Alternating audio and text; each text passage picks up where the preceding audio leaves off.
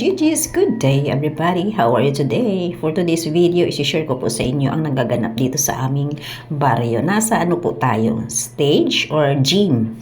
Kasi po nagse-celebrate sila ng February 14, Valentine's Day 2025. Late upload po ito. Pasensya na po sa aking voice kasi po may sakit tayo. So ayan po. In-off ko kasi more on music po siya. Kaya more on voice over naman tayo ngayon. Ayan, tinuro ko yung stage. Ang inyong lingkod. Ayan po. Share ko po. Bago mag-umpisa ang lahat, ayan po ang nagaganap dito. Nasa tabi po yung ating mga kandidata. Candidate po yan. Ang kanilang paligsahan. Hindi po sa ganda, sa kagandahan, hindi rin po sa kung anumang paglalaban yan, kundi sa pera. Pataasan po ng nagbibigay. Kasi syempre po, dyan sa baryo, kailangan talaga ng mga ganyang bagay para po umunlad. Nakapagpagawa yan yung anak ko ng ulit. Masaya siya. Ngayon ko lang nakita yung anak ko na ganyan. Hanggang naiwan po siya sa probinsya. Kailangan kong umuwi kasi nakapag-book tayo. Pero bitin po yung ano natin, bakasyon dyan. At pag uwi po natin dito, ito pang nangyari. May sakit ang lola nyo. Parang nanibago po kasi almost 4 months tayo doon. Nanibago po tayo pagdating dito. Ayan po. Ganyan po talaga siguro pag mahina ng resistensya. Ayan na po yung mga candidate. Uumpisahan na po. Sige naman. Ini-introduce na sila. 6 po yung candidate. No, 7. Kasi po, yung pang 7, yun po yung dependent. Dependent ka ba? Yung dating reyna na magbibigay ng kanyang kapa at corona doon sa mananalo na 6. Ang 6 yung purok po dyan is purok 6. Naka-red po siya. Yun po yung ating sinusuportahan dyan. At the same time, nagulong din po ang lola ko. Ang lola niyo, hindi. Ang lola niya, ang mama ko ng coins. Ano to, token? Opo. Ako ang inyong lingkod ang napag-utusan. So, ayan. Start na sila. Ni-introduce na ang bawat isa. Purok 1, 2, 3, 4, 5, 6, 7. Ang pang 7 po ay nanalo na. Pasensya na po sa aking boys. So, ayan. Ano na nagaganap dito? Enjoy watching po. Lagyan na lang natin ng music. Kaya ng boses. Thank you for watching. Enjoy watching mga ka-GGs. Without making further much ado, let me present to you our SK officials headed by our SK chairperson, Honorable Adrian Mistula, and their opening salvo. Let's give him a round of applause. Nga pala, yung ating kapurok dyan is second runner-up. Naka-red po siya. Natutuwa ako dyan kasi yung aming purok reyna, purok 6 candidate, gustong isayaw ng kanyang boyfriend. Paparating yung ama, naka-red din. Agko'y tumakbo yung lalaki at ibinigay doon sa ama. O diba, ang sweet. Ayan na, niniisa-isa na silang paakyat sa stage. Ayan, ganyan na po kasimple doon sa probinsya namin. Ayan po. 7. Ayan po naka-red. Yun po yung aming candidate ng purok 6. So, ayan, enjoy watching po.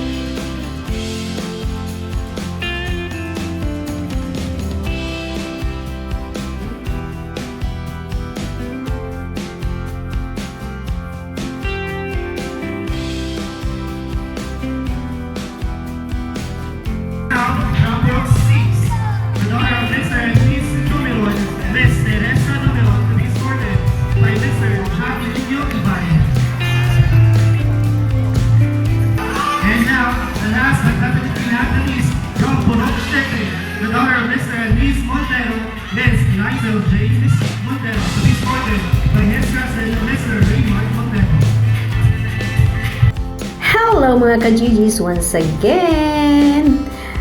Napansin po nating meron white boxes sa harapan ng ating mga kandidata dahil nga po tulad ng nasabi ko nung nauna na sa donation maglalaban-laban. So ayan, magsasayaw muna ang bawat isa, paramihan dito ng supporters. Diba? Parang social media lamang. Paramihan. So yan, kung saan mo gustong isayaw ang candidate na ito, maglalagay ikaw sa box. Pwede rin ikaw maglagay sa box sa kandidata na gusto mo if kung ayaw mo naman siyang isayaw. Kumbaga, tulong mo na lang sa kanyang. At bigla akong nagulat dahil ang aking inay, kinalabit ako at ako daw ay maglagay sa aming candidate dyan. Kami ay purok 6, yung naka-red po dyan.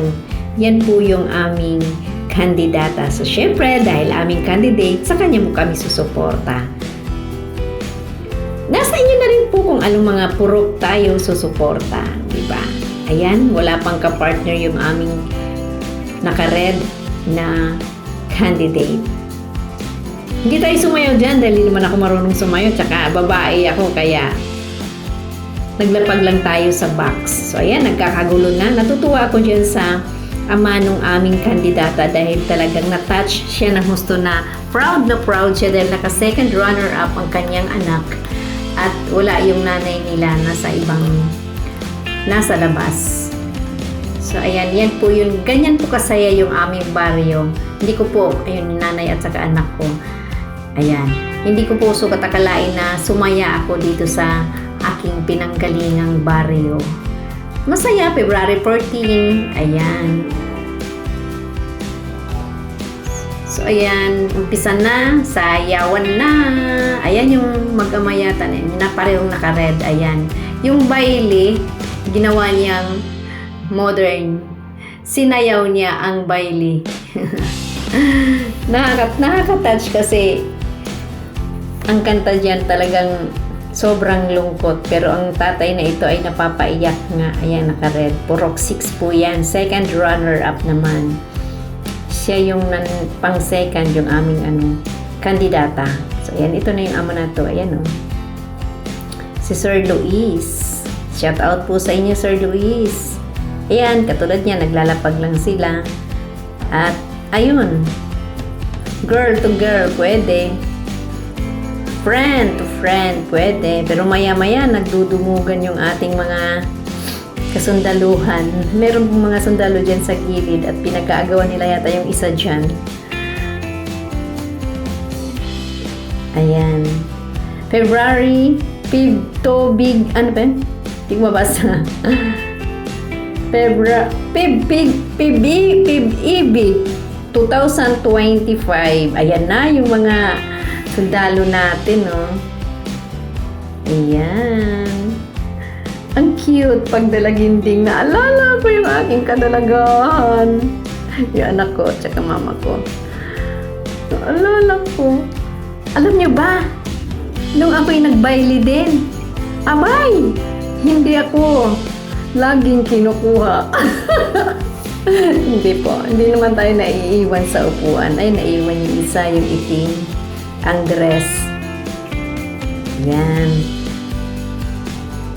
Alam mo naman ang mga kabataan ngayon, matouch lang nila yung kanilang mga iniidolo ay tuwan-tuwa na. So, ayan. Meron namang intermission ang mga kabataan sa aming baryo. Ito naman ay purok 1 ang nag-i-intermission dyan. Yan. Kaya ko yan sayawin? Kaya ko yan. Katapos sumakit yung balakang, no? Ayan, thank you for watching. Enjoy watching po.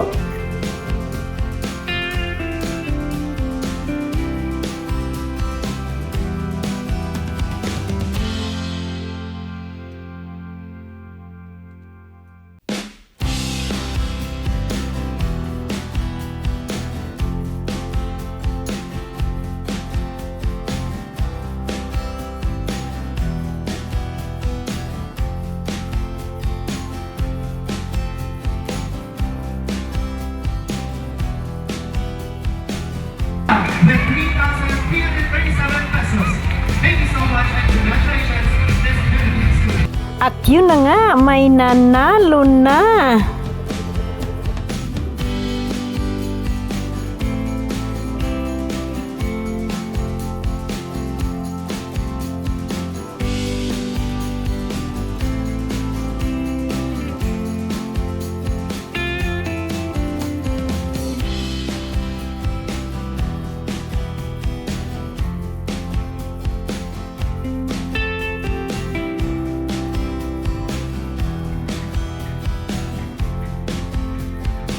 At ito naman ay umiikot ang mga kandidata bilang pasasalamat nila sa kanilang natamong panalo.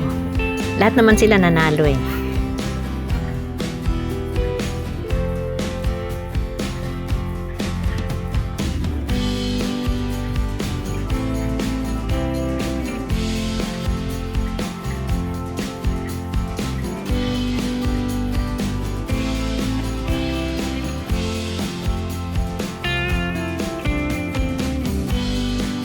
Thank you for watching. See you on my next vlog. Love you all mga ka-GGs. Bye!